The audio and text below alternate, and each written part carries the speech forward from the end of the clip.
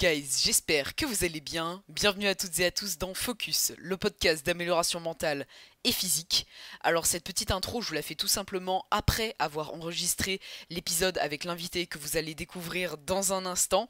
C'est un épisode que vous m'avez en vrai beaucoup demandé, qui parle d'entrepreneuriat, d'investissement et un petit peu de crypto-monnaie et des différents investissements, etc. Et donc l'invité du jour qui a bien accepté de venir avec moi sur le podcast en réel, c'est un de mes amis les plus proches qui s'appelle Joris. C'est une personne qui m'a beaucoup apporté quand j'ai commencé à m'entraîner et quand j'ai commencé également à m'intéresser au sujet de l'investissement et de l'entrepreneuriat, tout simplement parce qu'il avait plus d'expérience que moi et c'est un petit peu au final mon mentor. Donc voilà, je le présenterai un petit peu comme ça a un peu été mon mentor, on va dire, dans mes débuts en fait, et à l'heure actuelle on est de super bons potes et il était carrément chaud de venir participer à ce podcast sur l'investissement. Donc c'est une interview en quelque sorte, on s'est un peu posé des questions l'un à l'autre, etc. Et on a débattu sur différents sujets, etc. Et j'espère vraiment que cet épisode va vous plaire. Vous allez voir que juste après, je vais un petit peu introduire sa personne. Enfin, il va s'introduire lui-même. En fait, il s'est un petit peu présenté par la suite et il a expliqué qui il était. Et sur ce, je vais pas perdre plus de temps. Je vais vous laisser avec ma conversation avec Joris. Bon épisode. Mec, salut. Ouais, tu comprends? Tu comprends comme ça? Ouais. Bon, ça va? Yes, super. Tranquille. Bah écoutez, du coup, j'espère que vous allez tous bien. Et je suis très heureux en tout cas d'être avec nous aujourd'hui pour parler un petit peu d'entrepreneuriat, etc. De toute façon, tu vas pouvoir un petit peu introduire le sujet, je pense. Exactement. Normalement, j'aurais fait déjà un petit truc d'intro, hein, comme je te le disais il y a 2 secondes, pour Yes. t'introduire un peu. Donc, normalement, les gens savent déjà qui tu es. Mais voilà, Joris, c'est un très bon pote. Il est dans l'entrepreneuriat, justement, dans l'investissement. Et je me suis dit que c'était super de t'inviter pour parler justement de ce sujet-là un petit peu. Et surtout, expliquer aux personnes qui veulent commencer à investir par où passer, en fait, et quelles erreurs ne pas faire, surtout. Donc, ouais, voilà. Je pense qu'on peut partir des bases, en fait. Genre, quelqu'un qui connaît absolument rien, qui a envie de commencer à investir, Ouais. par où il peut passer, en fait. Ok, ça marche. Ouais, pas de soucis. Déjà dans un premier temps, je pense que je vais peut-être un peu expliquer mon parcours, rapidement, hein, pas vous Ouais. faire tout Vas-y. un long résumé, mais peut-être mon parcours un peu rapidement dans l'investissement pour que je puisse un peu peut-être vous expliquer certaines expériences que j'ai pu avoir dans le milieu de l'investissement. Donc moi déjà de départ, du coup je pars d'un bac pro. J'étais en bac pro animation et du jour au lendemain j'ai découvert un peu l'investissement, tout ce niveau-là entrepreneurial, etc. Et j'ai commencé à m'intéresser justement au milieu de l'investissement par le biais d'un ami qui était dans le domaine et du coup j'ai décidé de me lancer, de un peu on va dire prendre le taureau par les cornes et de vendre ma play tout simplement pour pouvoir commencer à investir, me former. Et du coup j'ai fait beaucoup d'erreurs en tant que débutant dans l'investissement, c'est normal. J'ai perdu de l'argent aussi, ça fait partie du jeu. Faut le dire. Et faut être honnête. Beaucoup, vous voyez, certains peut-être s'intéressent au domaine de l'investissement et voient beaucoup de choses, on va dire, qui sont vendues comme du rêve, mais au final, c'est vraiment pas ça. Et il y a vraiment un petit peu l'envers du décor. Ce qu'ils vous disent pas, c'est qu'ils perdent vraiment de l'argent pour beaucoup. Et du coup, je vais pouvoir un peu essayer de discuter avec vous. Et aujourd'hui, je suis, on va dire, quasiment indépendant de cette activité. Et moi qui me passionne, du coup. Ok, je pense que t'as super bien résumé globalement ton parcours dans les grandes lignes. Mais ouais, un truc qu'il faut bien se dire. Et d'ailleurs, moi, donc il y a beaucoup de personnes qui m'ont demandé sur Instagram, suite à certains podcasts, est-ce que j'investissais, est-ce que je m'intéressais à l'investissement. Parce que c'est vrai que, j'ai fait des petits disclaimers là-dessus à travers différents épisodes.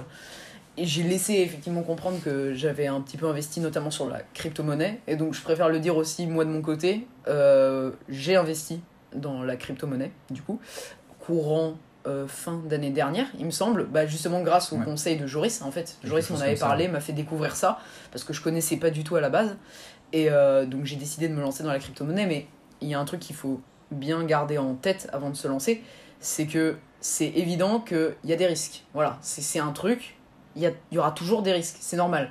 Le but, c'est de les minimiser au maximum. Justement, on va en parler après, je pense, mais en se formant, du coup. Et surtout, faut garder en tête que, voilà, c'est très cool l'investissement, c'est très bien. On peut gagner gros. On peut gagner de l'argent. C'est possible. Et ouais, on peut même en vivre, hein, du coup. Oui, bien sûr, on peut en vivre. Et il faut juste garder en tête que voilà, il y a quand même des risques, et c'est normal si on peut perdre un peu, mais le but c'est de minimiser ces erreurs de débutants justement, et cet épisode il va être là pour vous conseiller au maximum quoi. Yes. Donc, si tu as envie de commencer un peu, on peut parler de un débutant qui part de zéro, qui a envie de commencer à investir. Quels sont les différents investissements qui peuvent s'offrir Alors, on va partir du principe que vous êtes une personne plutôt jeune, dans une moyenne d'âge entre 18, on va dire 18, parce que je pourrais éventuellement, après dans l'épisode, vous donner quelques tips pour les personnes mineures souhaitant quand même déjà commencer à gagner un petit peu d'argent, tout ça, parce que bah, moi je suis pas majeur et pourtant j'arrive bien. Mais surtout, on va dire que cette personne qui souhaite débuter a entre 18 et 22 ans, quelque chose comme ça. Ouais, Une moyenne d'âge. C'est après, valable pour tout le monde, bien sûr. Ça dépend des moyens financiers de chacun. Tout le monde commence pas non plus avec les mêmes avantages, de par ce que vous avez fait par le passé. Donc, Ouais, donc on va dire que on part pas tous du même niveau, forcément. On n'a pas tous le même âge, la même expérience, etc. Mais on va partir du principe que vous êtes quand même une personne plutôt jeune, qui a un minimum d'argent à investir dès le départ, mais qui est pas blindé non plus. Voilà, on va partir sur ça. on va partir sur ça. Alors, qu'est-ce qu'il y a comme différents investissements de possibles ? Ok, donc déjà dans un premier temps, faut bien concevoir que le fait d'investir, ça, déjà, juste si vous investissez, partez du principe que vous êtes prêt à perdre. C'est-à-dire que l'argent que vous investissez, c'est de l'argent que vous êtes prêt à perdre et que vous n'avez pas besoin. C'est-à-dire que c'est pas l'argent que vous allez utiliser pour payer votre loyer ou pour vous acheter à manger. Donc ça, c'est clair. c'est même pas concevable d'investir de l'argent que vous n'êtes pas prêt à perdre. Parce que dans l'investissement, il y a toujours cette partie de risque qui va faire que si vous perdez l'argent, il faut absolument pas être émotionnel. Enfin, moi demain, je prends mon exemple, mais si je perds de l'argent, c'est-à-dire que je vais pas être énervé. Je vais vraiment le prendre sereinement et derrière, me dire c'est une erreur que j'ai faite et derrière, pourquoi est-ce que j'ai fait cette erreur-là ? Je vais essayer de la comprendre. Et je vais essayer de me dire, voilà, comment j'aurais pu l'éviter, qui est-ce qui a fait que, voilà, par exemple, telle crypto-monnaie a pu baisser ou quoi que ce soit, des choses comme ça. Donc voilà un petit peu de ce côté-là. Mais du coup, je vais essayer de répondre à une question que je vais me posais un peu à moi-même. Ouais, vas-y. vas-y. Dans ce cas-là, qu'est-ce que j'aurais aimé avoir quand j'ai débuté dans le monde de l'investissement ? Parce que j'ai fait des erreurs, c'est sûr et certain. Et du coup, pour répondre à cette question-là, déjà, j'aurais aimé peut-être avoir quelqu'un, on va dire, qui me mentor directement. Quelqu'un avec qui, où j'étais sûr un petit peu de sa fiabilité. Parce qu'aujourd'hui, il y a tellement de personnes qui vous disent qu'ils sont rentables sur les marchés financiers, que ce soit dans les crypto-monnaies, que ce soit dans le trading, etc. Croyez-moi, il y a très très peu de personnes qui sont rentables. La plupart des youtubeurs qui vous font des vidéos sur le trading, pour moi, c'est du bullshit. Honnêtement, je suis pas là pour vendre du rêve ou quoi que ce soit sur le trading ou la crypto-monnaie. Donc, pour moi, voilà, c'est du bullshit. La plupart des personnes qui sont sur YouTube, en tout cas. Et derrière, après, du coup, moi, ça aurait été justement d'avoir un mentor, potentiellement des personnes qui me montrent des vrais résultats, pas forcément qui me disent je suis rentable sur les marchés alors que pas clairement il n'est pas capable de me le démontrer. Voilà, ce genre de choses et qu'on soit cash avec moi. Pas qu'on me dise tu peux être rentable juste en faisant des copier-coller. Ça, c'est du bullshit aussi. Je suis tombé dans le panneau. S'il y en a qui sont peut-être déjà lancés, et ça m'intéresserait complètement même d'échanger avec vous si certains peut-être sont lancés dans le domaine de l'investissement et peut-être ont perdu de l'argent aussi. C'est possible. Ouais. Je sais pas si t'en as dans ta communauté, peut-être qu'ils sont dans l'investissement. Peut-être, hein. Franchement, peut-être. De toute façon, pour l'instant, t'es pas forcément trop sur les réseaux sociaux, mais... mais après, si je reviens... mais ouais, parce que pas. Pour expliquer très rapidement, Joris a fait une petite coupure des réseaux pour une expérience personnelle en fait. Ça. Et donc il compte revenir bientôt. Mais du coup, je vous mettrai son Instagram dans la description de ce podcast si vous voulez éventuellement échanger avec lui parce que je sais que t'es assez open là-dessus en vrai. Ouais, bien sûr. Et donc voilà, si ça intéresse éventuellement certaines personnes. Mais ouais, tu disais vraiment avoir un mentor, c'est quelque chose d'hyper important. Je pense que ça peut vraiment aider, que ce soit dans le monde de l'investissement ou même dans le domaine personnel en général, ça peut vraiment aider. Ça nous donne un petit peu un modèle, quelque chose qu'on a envie d'idéaliser pour au final pas devenir comme lui, mais devenir un petit peu en étant soi, bien sûr. Mais voilà, vouloir un petit peu faire toujours mieux, avoir un modèle en fait, se dire ok, ça serait peut-être l'objectif, tu vois, un petit peu. C'est comme ça que je le vois. Et aujourd'hui, j'en ai un, j'ai quelqu'un pas forcément que je connais en tant que personne, mais quelqu'un qui m'inspire énormément et voilà, avec qui je peux suivre un petit peu voilà, comment la personne pense, comment elle investit un petit peu, etc. Donc moi je sais que c'est quelque chose qui m'aurait énormément aidé. Ouais, bah c'est clair. Complètement. Avoir des inspirations, avoir des mentors, tout ça, ça peut que te monter vers le sommet, de toute façon. Donc ça, ouais. Ça peut vraiment aider, hein. Vraiment. Donc, par exemple, peu importe le domaine où vous êtes, avoir un mentor, je pense que ça peut vraiment aider. Dans tous les cas. Enfin, Ouais. ça vous fera un modèle et juste, je trouve que c'est un boost. C'est un boost de fou. Sport, investissement, tout, Ouais, c'est ça, ouais. c'est trop bien. Complètement. Donc, déjà, ça, c'est un peu un conseil, avant même de se lancer, avoir un mentor, déjà. Ouais. Une personne qui est dans ce milieu et qui saura vous conseiller. Donc là, c'est un conseil un peu plus général, c'est pas forcément que l'investissement, mais ça fonctionne aussi très bien dans l'investissement. Une fois qu'on a notre mentor, tu sais, c'est la case obligatoire. avoir conscience des risques, du coup, comme j'en ai parlé. Ouais. Et après, déjà, savoir où aller, mais justement, ça c'est un peu la question. C'est un peu la question, savoir où aller. Honnêtement, c'est un peu de la chance à ce niveau-là. Si vous n'y connaissez vraiment rien et que vous ne connaissez personne, c'est un peu la carte de la chance parce que vous allez tomber sur, comme je l'ai dit, hein, sur des youtubeurs qui vont potentiellement vous vendre des formations à plus de 1000 euros qui ne valent pas, souvent qui ne valent pas du tout leur prix. Donc voilà, sur ce côté-là, si certains veulent échanger par rapport à l'investissement, qui sont curieux, qui sont même, je sais pas, qui veulent juste échanger, même si c'est pas forcément sur l'investissement, n'hésitez pas, voilà, Noah mettra du coup mon Instagram comme il l'a dit en description et on pourra échanger je pense de ce côté-là si vous le souhaitez. Ok, Voilà. Nickel là-dessus. Alors après, on va partir du principe que la personne sait quand même quelque chose, connaît les différents types d'investissements possibles. Donc il y a le trading, il y a la crypto-monnaie, il y a la bourse, les actions. Il y a énormément de choses hein. Dans l'investissement, il y a beaucoup, hein. Il y a beaucoup de choses. Ça dépend dans quel domaine vous voulez vous axer. Voilà, ça dépend des capitaux aussi de chacun. Exactement. Quelqu'un qui va potentiellement investir, je sais pas, qui a une situation plus stable va peut-être potentiellement se diriger vers l'immobilier avec de plus gros capitaux. Quelqu'un qui va plus, on va dire, moi je sais que j'ai débuté du coup dans les crypto-monnaies, dans le trading. Il y en a, ça va être, ils vont créer leur propre marque, vont créer, vont faire de la création de contenu. Ça, c'est différents business. C'est pas forcément de l'investissement pur et dur, mais je considère qu'à partir du moment où tu investis sur un de tes projets, pour moi, c'est plus ou moins un investissement sur soi du coup. Mais du coup, globalement, l'investissement, si vous voulez en faire, c'est...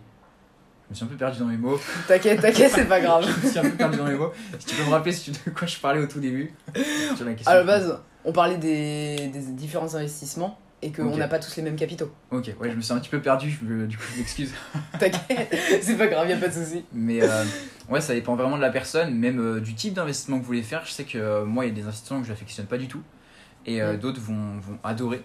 Ça dépend aussi de votre psychologie, de comment vous voulez aborder les marchés financiers. Après, je vais rentrer trop dans le détail, bien sûr, je vais pas vous perdre. Faut que ça reste axé, on va dire, au grand public, plutôt. Exactement. Donc ouais, ça dépend de votre psychologie, comment vous approchez, si vous avez une approche long terme, une approche plus court terme, ou même moyen terme, ça dépend de chacun. Donc vraiment, ça faut s'adapter, faut adapter à votre profil. Au temps aussi à allouer. Oui, bien sûr, ouais, le temps, bien sûr. Voilà, honnêtement, les personnes qui vous disent du coup, copier-coller en trading, ça marche, c'est pas vrai. Sans connaissance, ça marche pas.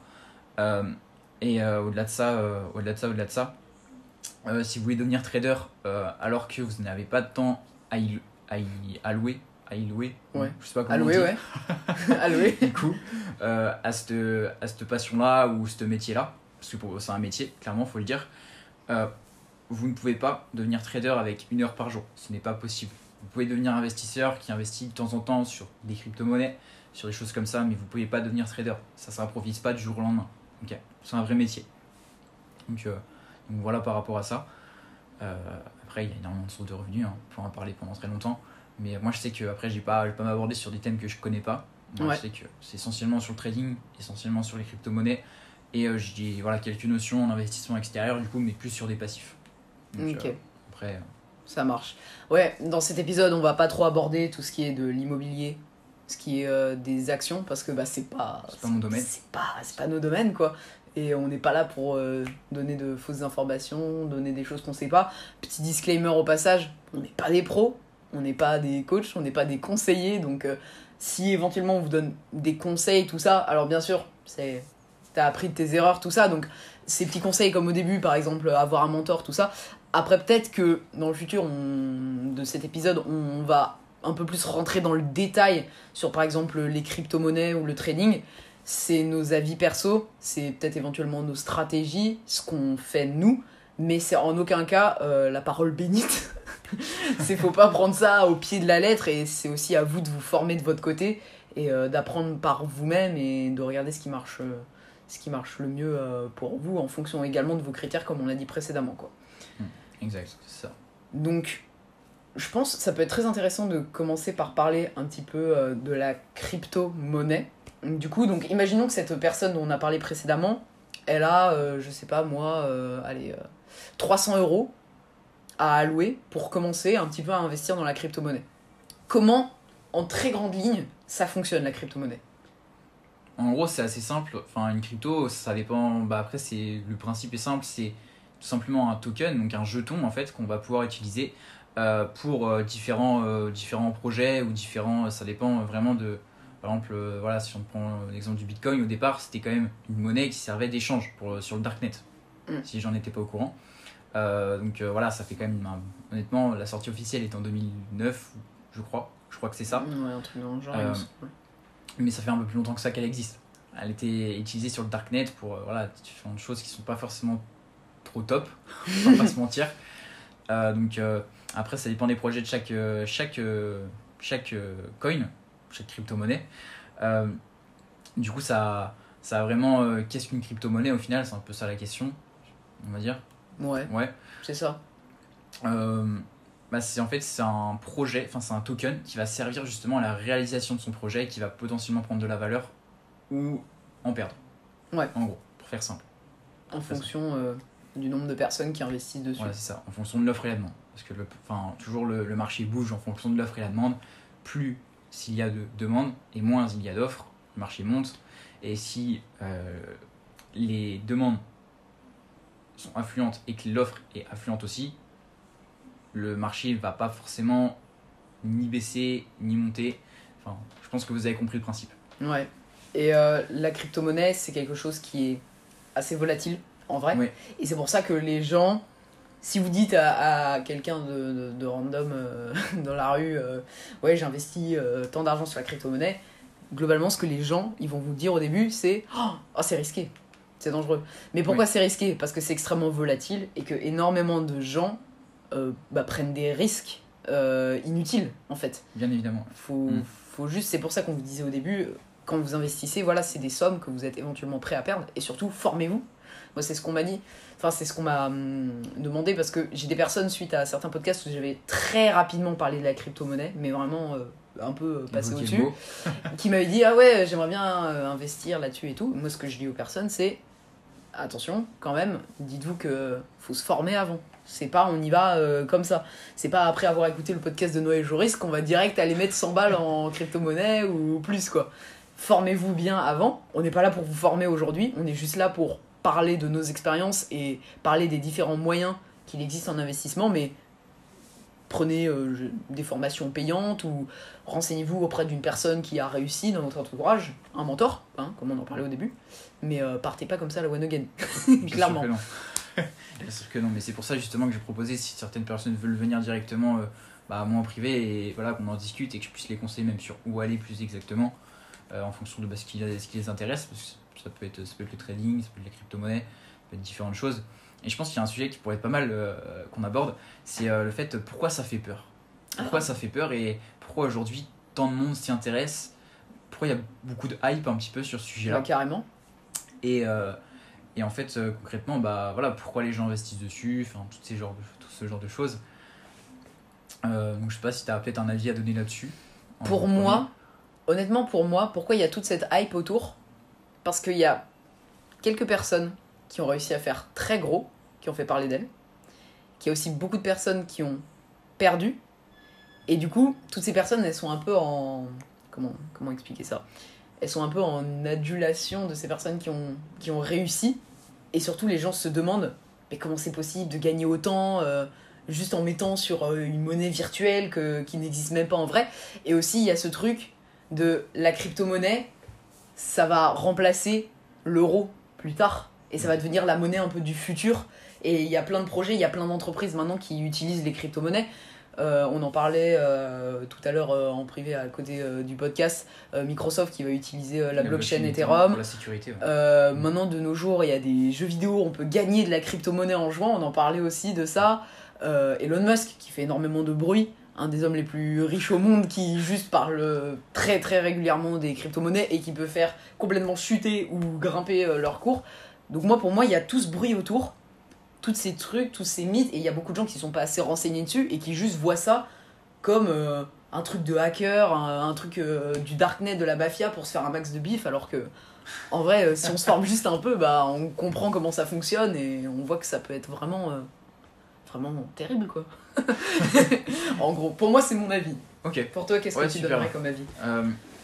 Pour moi, il y a énormément de hype aujourd'hui sur les crypto-monnaies parce que c'est nouveau déjà. Parce que c'est nouveau, il y a nouveau bien sûr. Nouveau, tout s'entend. Enfin, le Bitcoin, ça fait quasiment, on va dire, plus de 10 ans qu'il existe maintenant.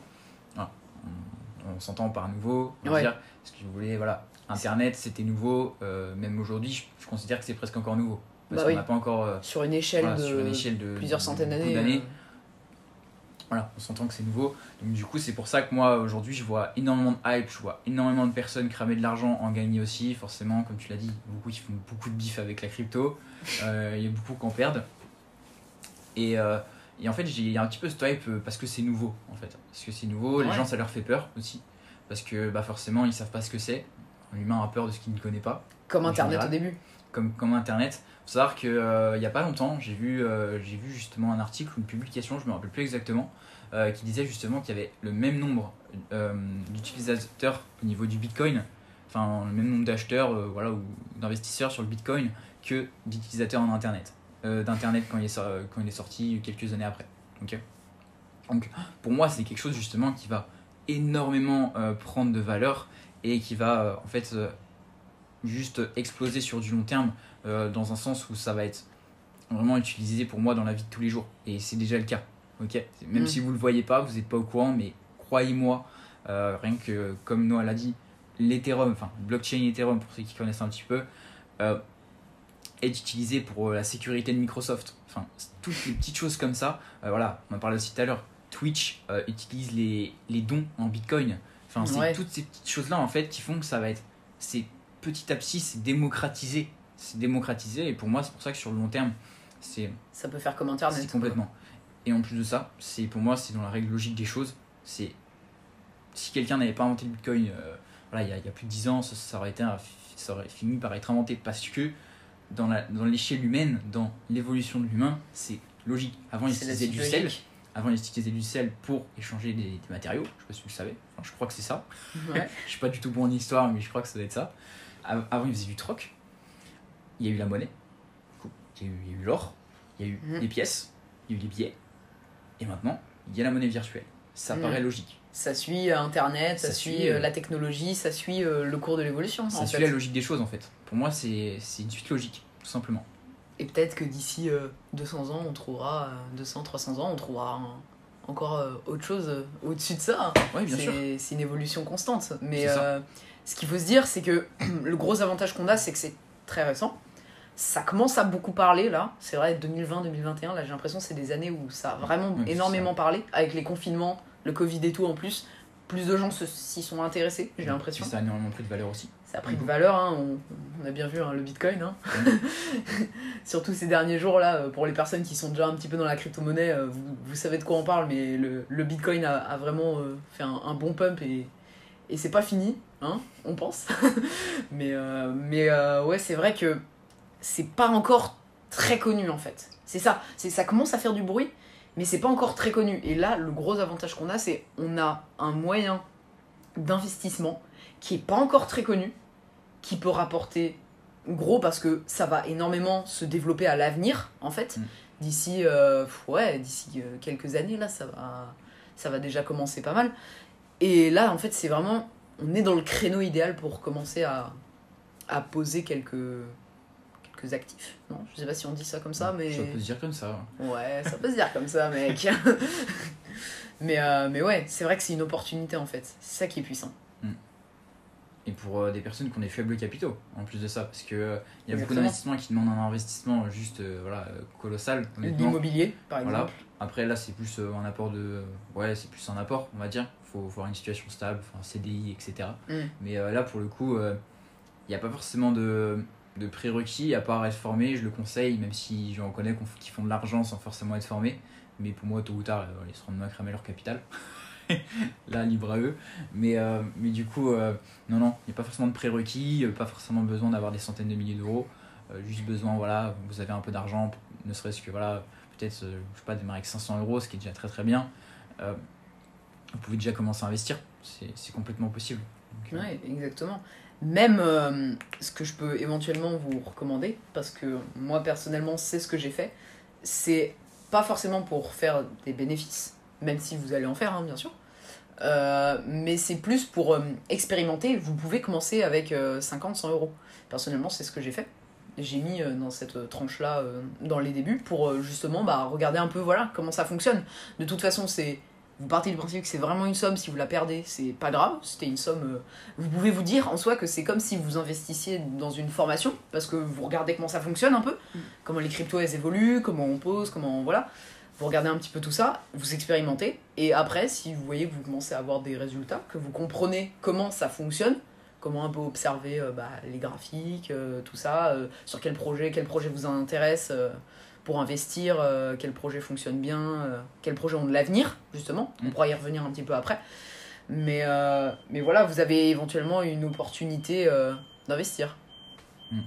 Désolé, il y a une petite alarme là Ouais, qui est dehors. c'est Je vais juste fermer la porte. Voilà, parfait. Donc ouais. Je sais pas ce que t'en penses un petit peu de ça à ce niveau-là, démarrer juste avec un petit peu pour expérimenter, genre 50-100 euros. Ça peut, si comme je viens de le faire récemment en plus de ça. Du coup moi du coup je tradais pas les crypto-monnaies à la base, mais du coup je me suis dit que c'était intéressant de voir un petit peu comment ça marchait, etc. Je me suis un peu formé sur le sujet parce que je les tradais pas du tout. Et du coup oui, j'ai posé un billet dessus et puis voilà, si je le perds, encore une fois, je ne suis pas content. Enfin, je suis ni content ni pas content. Si je le perds, c'est pas grave. Si j'en gagne, tant mieux. Mais je serais pas content, plus que ça. Ok.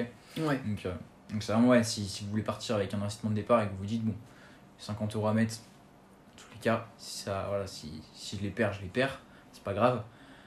Oui, vous pouvez, mais formez-vous avant pour éviter de cramer de l'argent. C'est toujours mieux de ne pas cramer de l'argent, ça fait toujours plaisir de ne pas en perdre, et partez du principe que le but n'est pas d'en gagner mais de ne pas en perdre, surtout. Ouais. J'ai mis du temps avant de le comprendre, mais le but est de ne pas en perdre. Parce que si vous perdez vos capitaux, vous pouvez plus investir en fait.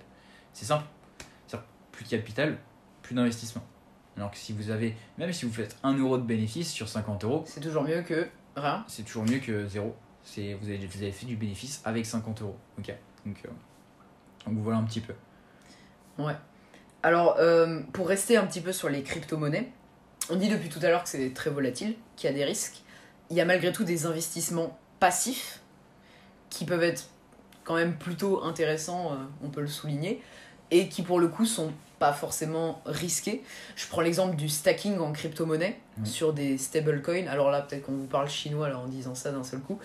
En gros, pour faire simple, tu me dis si je résume bien, parce que je suis pas du tout un pro. Okay. Mais le stacking, c'est le fait de... En fait, prenez l'exemple du livret A. C'est comme si vous stackiez des euros, en gros, tout simplement. C'est vous déposez sur un compte une monnaie et vous allez générer des bénéfices via des intérêts annuels ou mensuels sur la somme que vous avez déposée et bloquée. C'est une somme, tant que vous ne la retirez pas, vous allez générer des bénéfices. Vous avez le livret A qui apporte des taux misérable. Nul, vraiment claqué. Mais vous allez gagner des poussières d'euros par an en laissant votre argent, quoi. Tu gagnes pas d'argent, quasi... t'as l'inflation. Avec l'inflation, c'est limite vous... J'ai pas envie de vous perdre, mais voilà, je pense que ton audience est visible, enfin, plutôt jeune, donc je sais pas forcément de le perdre, mais niveau économiquement, vous gagnez pas d'argent. Vous en perdez, même si vous voulez. Mais donc le petit disclaimer, le livret A, c'est vraiment pas ouf. c'est pas un bon investissement, hein, clairement. Mais si on reprend ce principe de livret A, où vous avez par exemple les PEL, hein, ça marche aussi un peu pareil, hein, c'est des intérêts, c'est un peu mieux que livret A, mais pareil, ça reste pas très intéressant en vrai. Et le stacking, c'est pareil que les livrets A et les PEL en euros, mais avec des crypto-monnaies. Et il y a différentes crypto-monnaies qui existent, on pourra revenir un peu sur quelques tokens éventuellement après si t'es chaud. Mais du coup, il y a certaines crypto-monnaies qui sont dites des stable coins. Et en gros, c'est des coins, c'est des tokens qui ont une valeur qui ne bouge pas. Eux, ils sont toujours stables. Leur cours ne varie pas. Ou alors, mais des poussières, mais c'est vraiment... C'est le dollar. C'est vraiment le minimum. C'est le dollar ou l'euro. C'est le dollar, l'euro, le dollar ouais. canadien, dollar australien. Ouais, aussi. Oui, donc voilà, c'est vraiment des stablecoins. On va prendre le plus connu, l'USDT.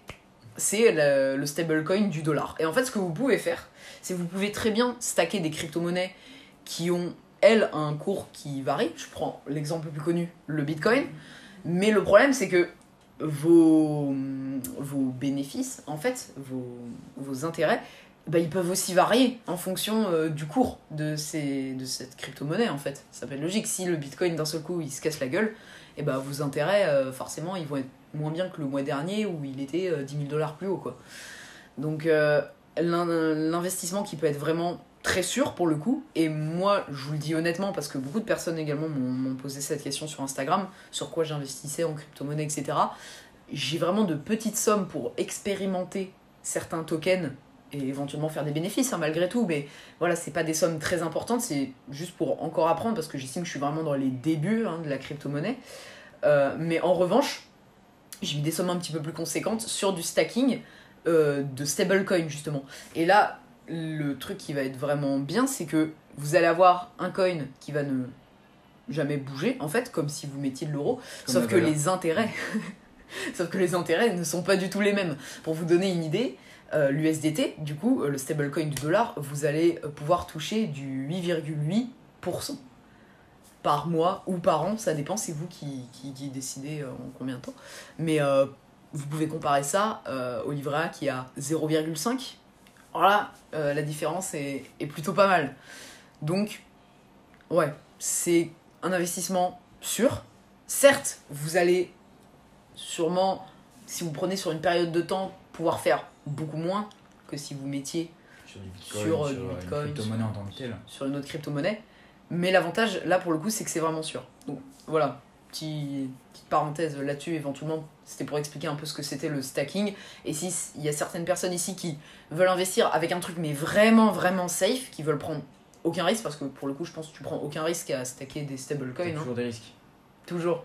Si la plateforme s'écroule. Ouais. C'est vrai qu'il faut prendre ces trucs là en compte. Capital et c'est comme par exemple, je parle un petit peu plus, là c'est un peu plus avancé, mais si vous voulez, en gros il y a par exemple n'importe quel échange, donc toutes les plateformes comme Coinbase, Binance, Crypto.com, etc. Toutes les plateformes qui vont proposer justement de détenir des crypto-monnaies. Derrière, l'entreprise s'effondre, on n'a plus de fonds. C'est-à-dire que tous les acheteurs n'ont plus de fonds. Ouais. Alors certes, il y a très peu de chances que ça arrive, mais ça peut arriver. Ouais. Ok, faut toujours le garder en tête. N'importe quel investissement, voilà, ça comporte des risques. Ouais, j'ai dit zéro risque. Le risque zéro, il n'existe pas. Il n'existe pas en investissement. Ouais, c'est ça. Mais en tout cas, c'est sûr, c'est plus ou moins sûr. Voilà, le risque est quand même minime. Voilà, il est minime, mais pas zéro, mais il est plutôt minime si on compare justement à la volatilité par rapport à d'autres cryptos. Voilà. Bien évidemment. Donc voilà, c'était la petite parenthèse là-dessus parce que je sais que beaucoup de gens me demandaient aussi sur quoi j'investissais et comment je fonctionnais un peu en crypto. Voilà, comme ça c'est dit, je le pose quelque part. En tout cas, c'est le cas pour l'instant, je ne dis absolument pas pour l'avenir, je sais pas ce que l'avenir me réserve, mais voilà, pour l'instant en tout cas, moi je fais comme ça. Mais du coup, pour parler un petit peu plus en détail de la crypto, on va dire, sans prendre en compte le stacking, du coup, il y a différents coins qui existent. Le plus connu, le Bitcoin, c'est le premier à avoir été créé. Oui. Et il y en a plein d'autres autour. Est-ce que tu peux expliquer rapidement les autres coins qu'il y a autour un petit peu et parler aussi de l'intérêt en fait de ces coins? Il y a des projets derrière. Est-ce que tu peux en dire un peu plus, par exemple sur certains que tu connais ou des choses comme ça? Yes, bien sûr. Après, je vais pas lâcher des pépites. Ah non. On s'entend bien que voilà, après On va faire des généralités, on va dire. Voilà, on va apprendre des coins plutôt connus. Donc le Bitcoin qui est à la base du coup la monnaie du dark web, du coup qui est aujourd'hui utilisée on va dire dans beaucoup de situations. Honnêtement, on peut payer en voilà, je sais pas si vous le saviez, mais on peut très bien payer en Bitcoin nos courses. OK, vous allez vous pouvez très bien aller au supermarché et commander quelque chose et au final vous payez en Bitcoin. Voilà, faut juste commander une carte via la plateforme chez laquelle vous hébergez vos crypto-monnaies.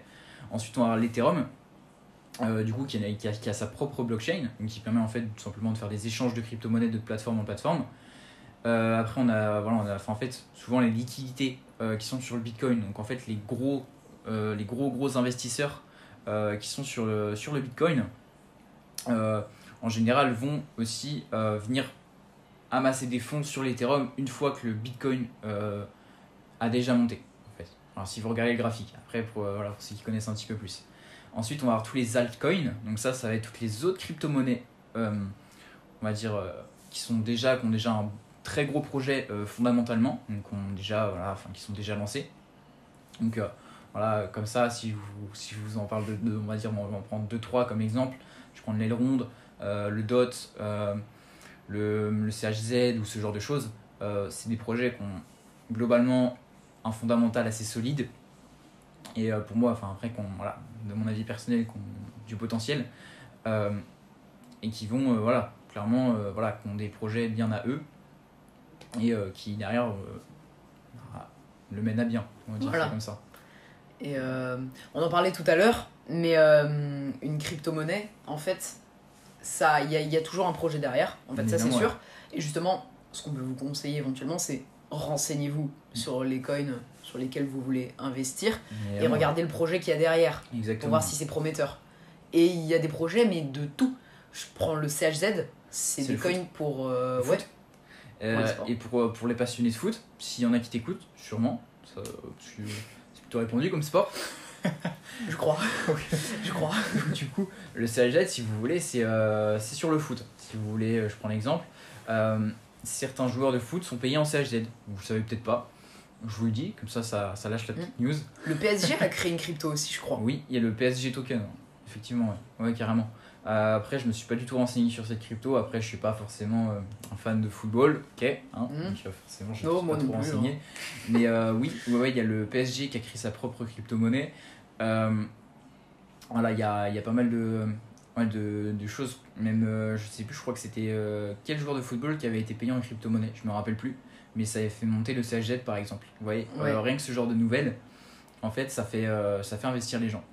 Faut suivre les actus en fait. C'est tout bête, hein. Mais un joueur de foot a été payé en crypto, ce qui a fait qu'en une journée, je sais pas, ça a dû prendre 10%. Il avait pumpé à un moment le CHZ. Mais voilà, ça avait fait un bon petit pump, on va dire. Et c'était intéressant. Et en fait, le truc, c'est qu'il faut suivre les actus aussi un petit peu, un minimum, hein, pas rester à fond là-dessus. Mais c'est vrai que l'actualité peut vraiment faire varier. On a l'exemple le plus célèbre, je pense, et beaucoup de gens sont au courant, Elon Musk, qui avait... parce qu'en gros, il y a un peu des coins qu'on appelle des shitcoins, en fait, qui sont des crypto-monnaies qui, clairement, ont pour le coup aucun but, aucun projet, c'est limite juste du troll, en fait. Et... c'était l'exemple le plus connu, c'était le SHIB, je crois que ça s'appelle comme ça. Le Dogecoin au départ. Oui, le Dogecoin, voilà, je confonds avec le SHIB, c'est pas la même. On va dire un peu comment on pourrait dire ça, remis en SHIB, enfin c'est le Shiba. En gros c'est le Shiba, mais le Dogecoin à la base, pour ceux qui savent, c'est une blague, ok, c'est une blague ni plus ni moins. Voilà, je connais des gens qui ont fait beaucoup d'argent. Il y en a beaucoup qui ont fait beaucoup d'argent, mais il y en a beaucoup qui ont perdu aussi, donc. Voilà. C'est le genre de projet où c'est un peu win or lose. En fait, c'est le genre de projet qui font énormément parler d'eux parce que beaucoup de gens font beaucoup d'argent, mais derrière, c'est pas solide. Si vous voulez, votre investissement, il est basé sur une blague, les gars. Votre argent est sur une blague. Donc, S'il vous plaît, n'investissez pas sur des blagues. C'est pas ouf du tout. C'est le mot de ce podcast. N'investissez pas sur des blagues. Donc voilà un petit peu. Et si je voulais revenir sur un point du coup, Ouais, vas-y. quand tu parlais de stacking, tu as évoqué le livret A justement. Et faut savoir que voilà, si quand vous détenez de l'argent dans une banque, faut savoir que l'argent que vous laissez à la banque, la banque ne le laisse pas dormir sur votre compte. Ok. Je sais pas si tu le savais. Mais moi, je sais pas. Bah, faut savoir que l'argent que tu possèdes dans une banque est tradé. Il est tradé. Ah ouais. En fait, au lieu que toi, tu peux le trader, ok. Mais les banques le tradent à ta place. En fait, ils prêtent ton argent pour le trader. Tout simplement. Il y a des traders en banque qui tradent du coup l'argent des banques. Mais l'argent des banques, c'est lequel ? Bah, c'est le vôtre. Ni plus ni moins, ok. Donc, du coup, dites-vous bien que ils vous offrent les 0,5 annuels, ok. Mais ils en font beaucoup plus que ça. Ouais, en fait, à côté, ils brassent fort. En fait, quoi, à côté, ils brassent beaucoup. Mais c'est des traders justement en banque. Enfin, eux qui sont qualifiés, ils ont des diplômes, enfin bref, ils ont tout un tas de conneries. Ils ont énormément de choses. Mais du coup, tout cet argent-là que vous laissez à la banque, si vous le laissez dormir, faire la sieste, ok, il est utilisé. Donc autant qu'il soit utilisé par vous, on va vous dire. Ouais. Voilà. Ah, mais moi, je savais pas ça, tu vois. Bah, c'est cool. Enfin, c'est cool de. c'est pas cool en soi, mais c'est bien de le savoir, quoi. C'est cool, bah ton argent est utilisé, quoi. Ouais, bon. Non. On va éviter. Non, mais. Ouais, voilà. À ce niveau-là, c'est vrai que le livret A, c'est pas très intéressant, on l'a dit tout à l'heure, mais. Vous perdez de l'argent puisque vous en gagnez. Hein. Avec l'inflation, Avec bon, l'inflation. on va pas revenir là-dessus. Il y a beaucoup de vidéos sur YouTube, hein. Pour le coup, bon. On a dit tout à l'heure, vous vous formez pas juste avec des youtubeurs, ok. Mais après, pour comprendre certains trucs de la crypto, certains gros sujets, là pour le coup ça peut être intéressant. Par exemple, comprendre pourquoi avec un livret A, et à cause de l'inflation, on perd plus qu'on gagne en fait. Vous voyez ça, vous pouvez après vous renseigner un peu de votre côté là-dessus. C'est à comprendre, c'est juste en gros, l'inflation pour vous faire court, hein, c'est la valeur de l'euro ou du dollar qui perd de la valeur. Non, qui prend en valeur. Peut-être, ouais. Je me trompe. Bah, c'est que la vie est plus chère. Ouais, quoi, et que la vie est plus chère en fait en général, et du coup ce qui fait que vous avez moins de pouvoir d'achat, tout simplement. Enfin, c'est très très bête, hein, mais c'est pas compliqué à comprendre si vous cherchez un petit peu sur internet, etc. Vous faites 2-3 recherches, vous allez très très rapidement trouver. Ok. Donc voilà, petite Voilà. parenthèse sur pourquoi on perd avec un livret A. Pourquoi ne pas laisser son argent dans les banques. Titre du podcast. Ok, donc ça c'était un peu par rapport au crypto. Il y a le trading aussi, bien sûr, c'est comme la crypto. On va pas revenir en détail sur comment ça fonctionne de A à Z, mais en quelques lignes, c'est quoi le trading, en quoi ça consiste ? En quelques grandes lignes. Ok, j'avais peut-être une idée, après tu peux me dire. Mais carrément, du coup, là, on va dire que ce podcast du coup, a été vachement dédié aux crypto-monnaies. Plutôt, ouais. Si par exemple ton audience veut en entendre parler ou quoi que ce soit, même pourquoi pas faire un deuxième podcast, Ouais. plus axé trading du coup, et potentiellement même s'ils ont des questions directement, peut-être que Ah, ça et peut être répondre aux intéressant. questions dans un autre Et du coup qui posent directement leurs questions en dessous de ce podcast, dans l'espace commentaire, ça va être ça. Ouais. Et du coup directement, ou qui viennent te les demander en privé. Ouais, bah carrément. Et directement qu'on réagisse à ces questions-là. Dans un prochain podcast, si t'es chaud à ce que je revienne ou peu importe. Je suis super chaud, mec, c'est une super bonne idée. Donc si vous avez des questions par rapport au trading, bah je pense vaut mieux expliquer avant, mais pour après, du coup, une fois qu'on aura expliqué en très grande ligne ce qu'est le trading, on reviendra pas forcément trop dessus. Donc on vous fera un autre épisode avec Joris spécialement dédié plus au trading, comment ça fonctionne et tout. Et n'hésitez pas à vous poser vos questions. Donc si vous écoutez sur YouTube, vous avez l'espace commentaire YouTube. D'ailleurs, au passage, je réponds à tous les commentaires sur YouTube, hein, pour ceux qui ne savaient pas. Je crois que Spotify a mis en place un espace commentaire, vous pouvez regarder en dessous aussi. Vous pouvez laisser un petit com, tout ça. Ou dans une review sur Apple Podcast aussi, si vous voulez poser votre question dans la review, pourquoi pas. Et pour finir, sur Instagram, vous pouvez également me laisser un message et j'y répondrai avec plaisir et je prendrai en compte votre question pour l'épisode sur le trading. Voilà, okay. Ça c'est chaud. Calé, mec. Allez. Donc, du coup, j'explique en grande ligne. En grande ligne. Ouais. Ok. Donc en gros, le trading, pour faire très très simple, c'est vous allez en fait venir passer des ordres, des actions. Vous allez sur un marché qui va plus ou moins soit baisser, soit monter. Voilà. et qui va justement, il y a plusieurs types de marchés aussi. Ça, je pense que j'y reviendrai du coup peut-être dans le podcast d'après. Ouais. Mais en gros, voilà, vous allez venir influer sur l'offre et la demande, et du coup, ce qui va faire fluctuer le prix. Et du coup, vous allez pouvoir, en fait, tout simplement, il y a des marchés qui vont être spéculatifs. Donc, en gros, vous allez juste pouvoir parier, plus ou moins. Alors, c'est pas du pari sportif, hein. C'est pas, voilà, on s'improvise pas trader, comme je dis, c'est un métier. Mais vous allez venir spéculer à la vente ou à l'achat. En fonction, du coup, si le marché baisse, vous allez spéculer à la vente. Et si le marché monte, vous allez venir spéculer à l'achat. Et derrière, après, vous allez pouvoir avoir un retour sur investissement en fonction de votre risque. Je crois que c'est plutôt bien résumé. Je pense que c'est plutôt bien résumé, en effet.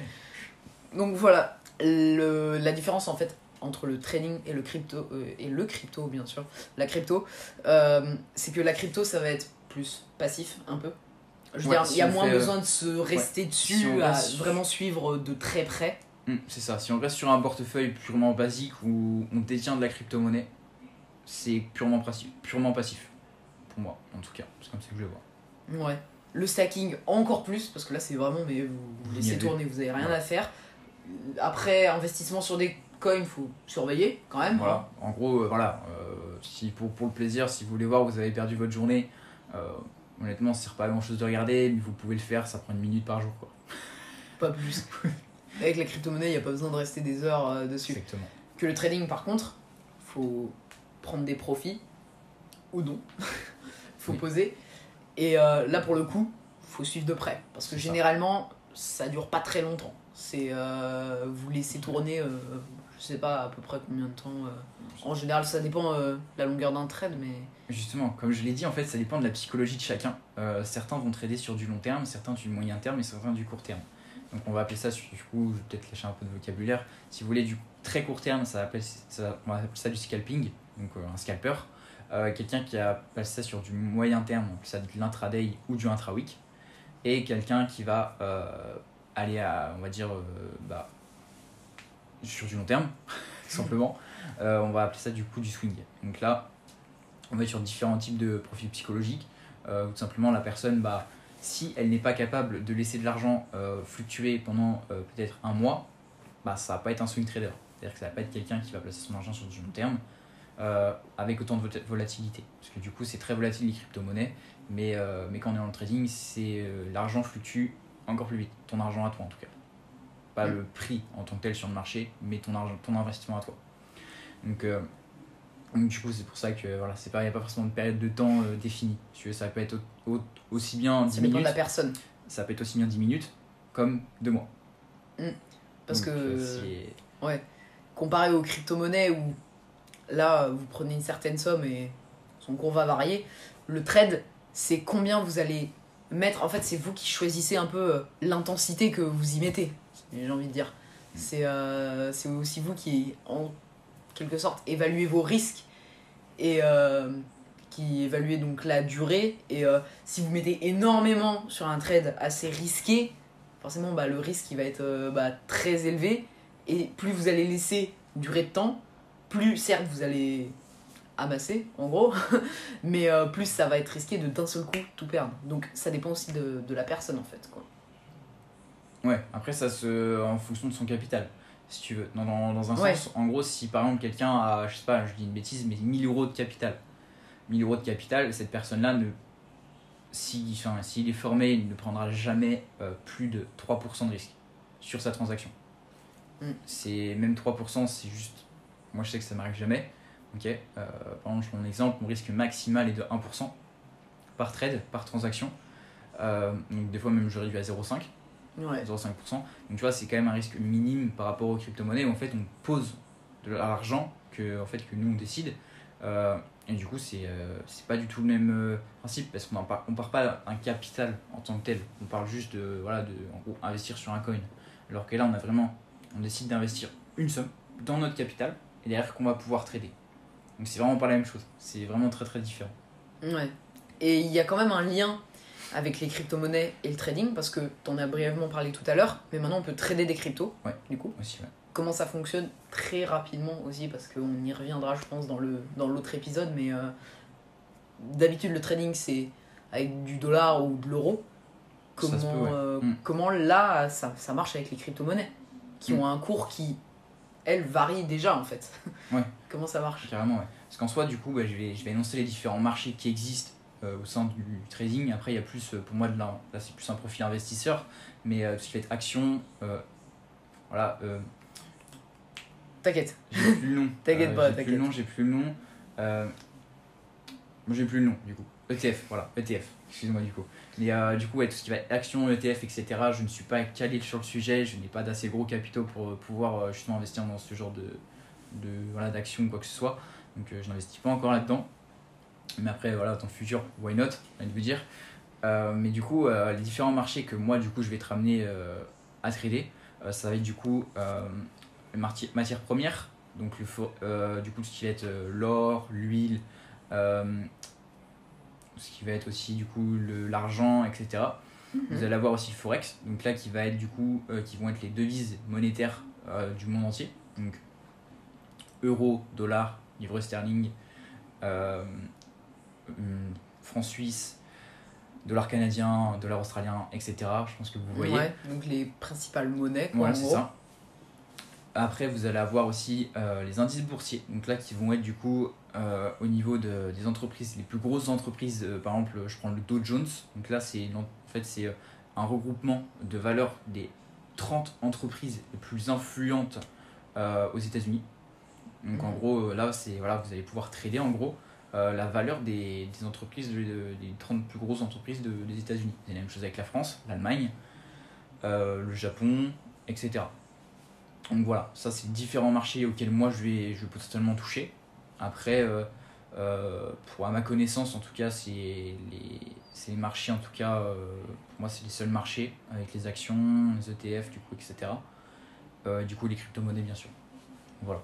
Et comment du coup trader les crypto-monnaies aussi du coup, c'est simple en fait, à partir du moment où vous avez un échange, du coup comme Binance, comme crypto.com, Coinbase, etc.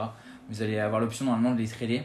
Alors je ne suis pas sur toutes les plateformes, donc je ne vais pas pouvoir vous dire peut-être. Crypto.com, on a vu tout à l'heure, il y avait aussi. Okay, Binance aussi. Ouais, Binance aussi, Coinbase aussi, je pense. Donc voilà, à partir du moment en fait où vous avez votre plateforme, vous pouvez trader des crypto-monnaies et c'est plus ou moins le même principe.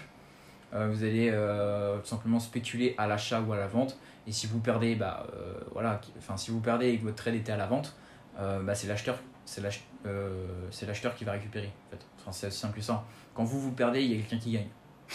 En gros, c'est vraiment le principe. Donc voilà, ça marche. C'est exactement pareil au final. C'est vraiment pareil. Ok. Bah tu vois, pour le coup, le training, moi, je connaissais un petit peu moins. J'avais commencé à me former il y a quelques mois, mais par manque de temps, avec les cours qui reprenaient, je pouvais pas me permettre de continuer. Mais c'est vrai que ouais, c'est très différent. On en reviendra du coup avec un autre épisode, donc j'aurai l'occasion de te réinviter sur le podcast. C'est très très cool. J'aimerais juste qu'on parle d'un dernier truc parce que c'est un petit peu lié à l'investissement aussi. Alors on aura quand même parlé des crypto-monnaies, mais j'aimerais qu'on revienne rapidement sur les NFT. On en parlait tout à l'heure en fait, parce que même moi je ne savais pas concrètement ce que c'était avant. Qu'est-ce que c'est les NFT en fait? Les NFT, du coup, pour ceux qui connaissent, ou on va dire, je vais essayer de réintroduire ça, mais très très simplement, Ouais. pour que les gens comprennent. C'est des projets, du coup, au niveau des crypto-monnaies, qui sont basés en fait sur le fait de détenir de l'art. De l'art dans le sens, en fait, vous allez détenir graphiquement de l'art, en fait. Je prends un exemple, c'est par exemple des figurines. Des figurines qui, par exemple, certains adorent. Ça peut être par exemple des figurines dans les mangas ou ce genre de choses. Voilà, il y en a qui kiffent.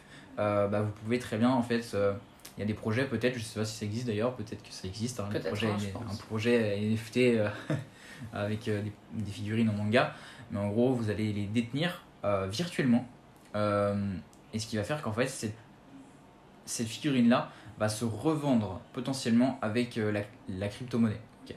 Donc en fait, si la crypto-monnaie augmente en valeur, votre figurine augmentera en valeur évidemment. Donc en gros, les NFT, c'est juste détenir de l'art. C'est assez complexe à comprendre quand on n'est pas trop dans le domaine, mais si vous vous renseignez un petit peu sur le sujet, je pense que vous risquez de comprendre. En tout cas, c'est probable. En gros, c'est... Comment dire? C'est de l'art virtuel. Ouais, c'est ça. Qui va prendre de la valeur et qu'on va fonction de- pouvoir revendre et échanger grâce à la crypto-monnaie. Ouais, grâce au projet, du coup, ouais, c'est ça.